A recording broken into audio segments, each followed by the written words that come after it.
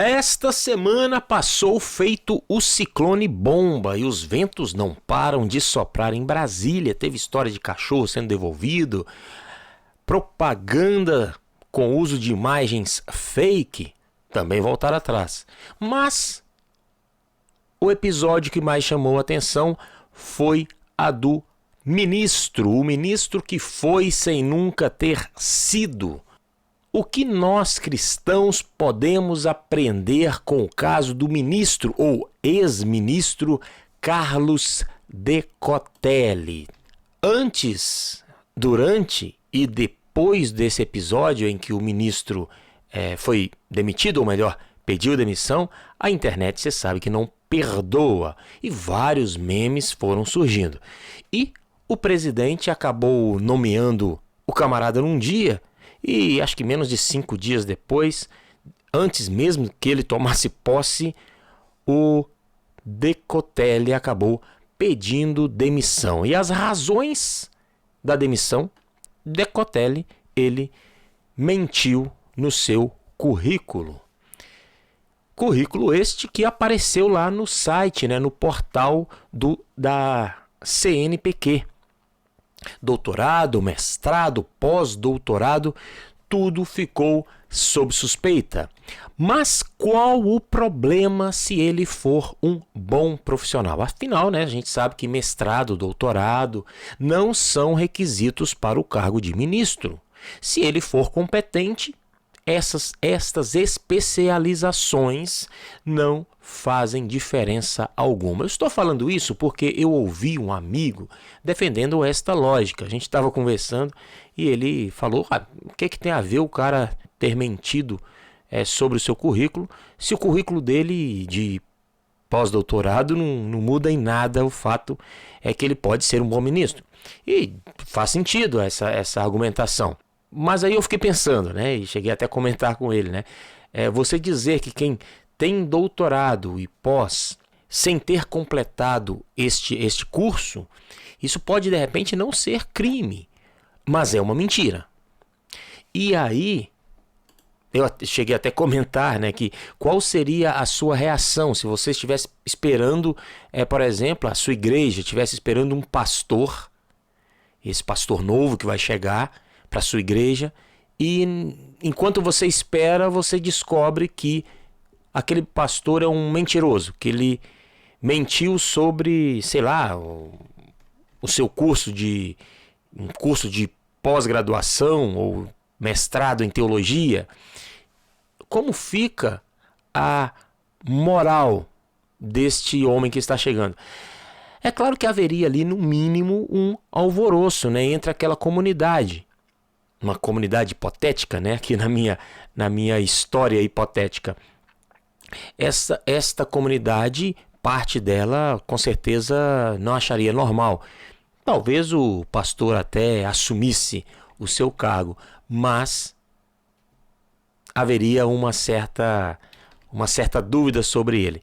É claro que o debate em torno de Carlos Decotelli não é sobre a sua competência, embora eu reconheça que algumas pessoas tenham contestado a competência do Decotelli, mas esse não foi o problema em si, porque sempre quando algum nome surge, algumas pessoas são contra, é normal.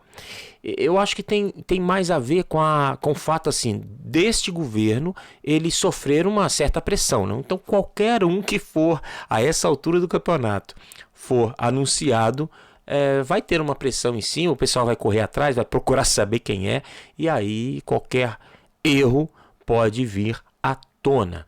E eu não tenho dúvida se a questão é competência. Carlos Decotelli é muito melhor que o seu anterior, Weintraub, Esse aí é um completo maluco. O problema então foi o quê? Foi o currículo mentiroso, que para alguns é só uma mentirinha, para outros essa mentira não deixa de ser talvez uma falsidade ideológica. Acredito que não chegarão a criminalizar o fato, mas verdade é que ele teve que pedir demissão porque mesmo que não seja crime, foi no mínimo uma atitude imoral. Isso não resta dúvida, principalmente para um ministro da educação. O cara é ministro da educação. Acho que foi mais ou menos por aí que acabou tirando o cara do ministério. E o que isso tem a ver com conduta cristã? Esta é a pergunta. Comparando com lideranças religiosas, a gente percebe que a boa reputação é um pré-requisito. Não basta você ser qualificado. O líder religioso, ele precisa ter boa reputação. Na atualidade, eu diria até que assim, quer seja marcas ou pessoas famosas, a boa reputação ela vale muito, ela tem valor econômico. Um escândalo em uma empresa pode destruir completamente uma marca ou dar a ela muito prejuízo. Por isso que as empresas, as pessoas hoje cuidam tanto da sua imagem. No caso da igreja, mais do que parecer, o cristão precisa ser. E eu tenho aqui anotado os conselhos do apóstolo Paulo para líderes cristãos. Isso está lá em 1 Timóteo 3. Se alguém deseja ser bispo, deseja uma tarefa honrosa. Portanto, o bispo deve ter uma vida irrepreensível, deve ser marido de uma só mulher, ter autocontrole, viver sabiamente e ter boa reputação. Deve ser hospitaleiro e apto a ensinar. Agora olha lá o versículo 7. Além disso, os que são de fora devem falar bem dele para que não seja desacreditado. E aí o texto continua. Ter autocontrole, ser sábio, saber ensinar, ter boa reputação, é só algumas das falas que Paulo vai apresentando ali para o líder religioso, né? No caso aqui de um bispo. O versículo 10 ele completa: antes de serem nomeados diáconos, é necessário que se faça uma avaliação cuidadosa. Se forem aprovados, então que exerçam a função de diáconos. O diácono ele precisa, segundo o conselho de Paulo, ter uma avaliação prévia para não evitar surpresas desagradáveis como essa que a gente viu no caso do ministro. E aí, a gente percebe que o texto está se referindo a lideranças, líderes espirituais. Mas nós podemos tomar esse texto emprestado, porque todos nós somos, de certa forma, sacerdotes de Deus. 1 Pedro 2,9. Vocês, porém, são geração eleita, sacerdócio real, nação santa, povo de propriedade exclusiva de Deus, a fim de proclamar as virtudes daquele que os chamou das trevas para a sua maravilhosa luz. Lá na antiga aliança, havia o sacerdote no templo. Este sacerdote ele fazia uma ponte entre Deus e o povo. Agora, na nova aliança, nós temos livre acesso a Deus. Nós não precisamos mais do sacerdote no templo. Porém, nós, discípulos de Cristo, todos os cristãos são sacerdotes. Porém, vocês são geração eleita, sacerdócio real, nação santa, povo de propriedade exclusiva de Deus. E por que nós somos eleitos sacerdotes? A fim de proclamar as virtudes daquele que os chamou das trevas para a sua maravilhosa luz. Proclamar estas virtudes requer boa reputação. E no meio cristão, essa boa reputação costuma ser sinônimo de um jargão de crente, o bom testemunho. Precisamos dar bom testemunho, é uma frase que se ouve muito entre os cristãos. Em outras palavras, precisamos praticar boas ações e pregar através de boas atitudes. A ideia é mais ou menos essa.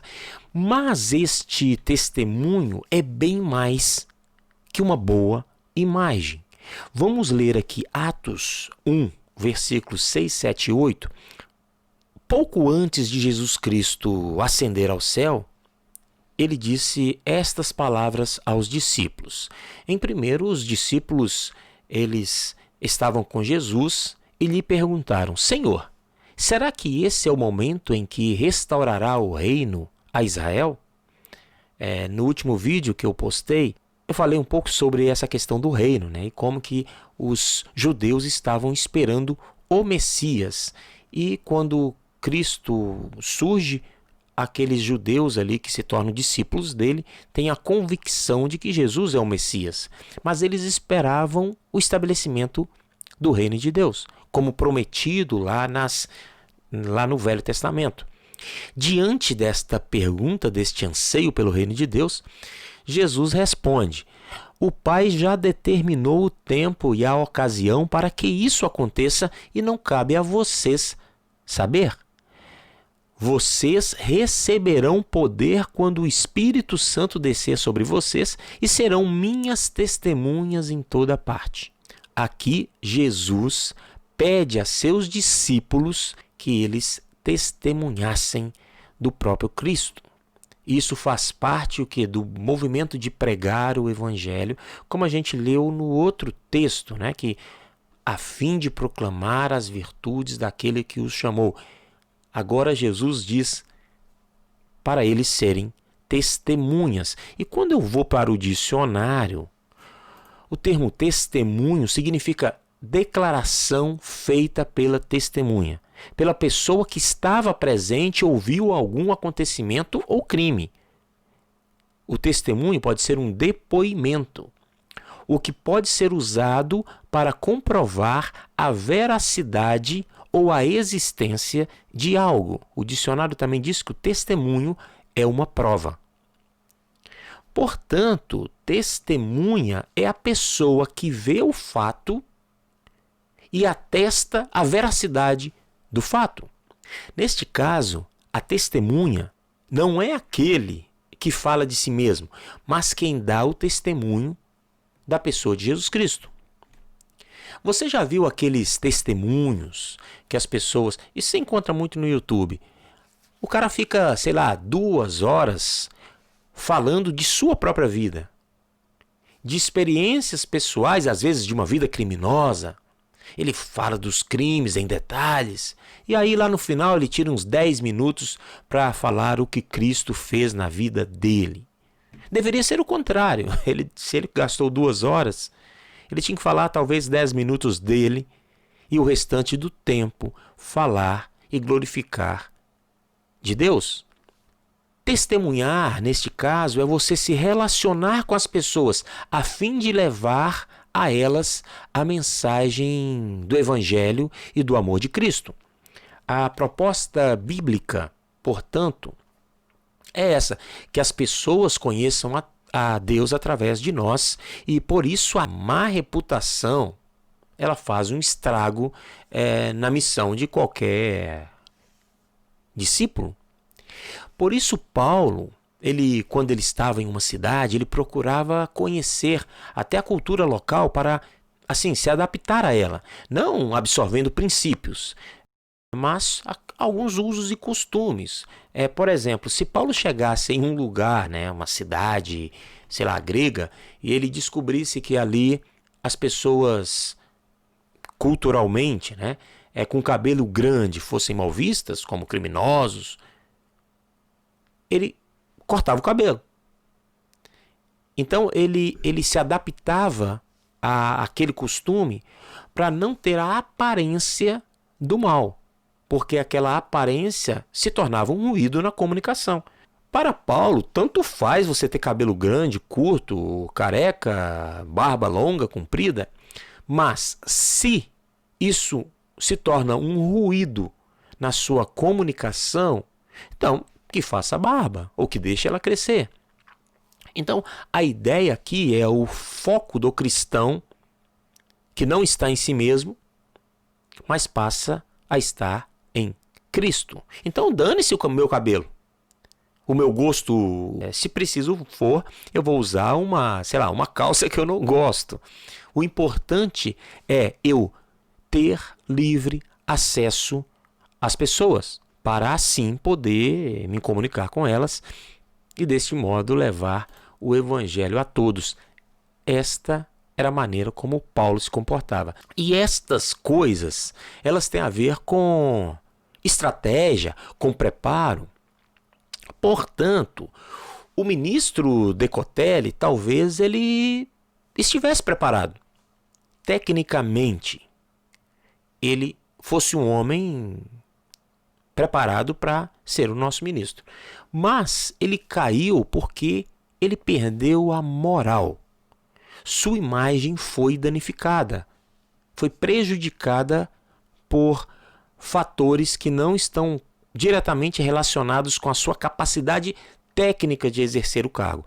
De igual modo, o cristão, ele precisa estar preparado tecnicamente para exercer a sua missão, quer seja com conhecimento bíblico, com estratégia, tudo é válido. Mas o cristão, ele é uma testemunha do amor de Deus. E só é possível testemunhar do amor de Deus quem viu o amor de Deus com os próprios olhos. Pois a testemunha não testifica daquilo que ouviu falar, mas daquilo que presenciou.